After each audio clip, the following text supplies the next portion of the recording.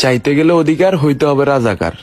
বিষয়টা এমন হইয়া গেছে, গরিব কৃষকের মেধাবী ছাত্রটা হচ্ছে মশামাছি, আর বংশে কেউ যদি মুক্তিযোদ্ধা থাকে সে হচ্ছে হাতি। সোনার বাংলাদেশে আমাদের কোনো অধিকার নাই, দেশ তো চালাইব মুক্তিযোদ্ধার নাতি।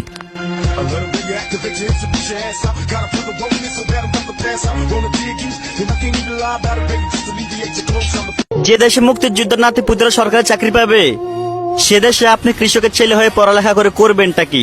তাই বলি, বন্ধ থাকুক লেখাপড়া, অন্ধ থাকুক জাতি, ভবিষ্যতে দেশ চালাবে মুক্তিযোদ্ধার নাতি।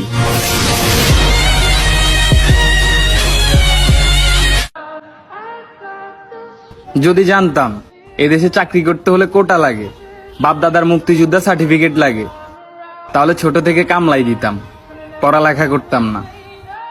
আর যদি জানতাম এদেশের রাজনীতি আমাদের মা বোনদের গায়ে হাত তোলা শিখায়, তাহলে সত্যি বলতেছি, শুধু রাজপথ না, এই দেশ ছেড়ে দিতে দুইবার চিন্তা করতাম না।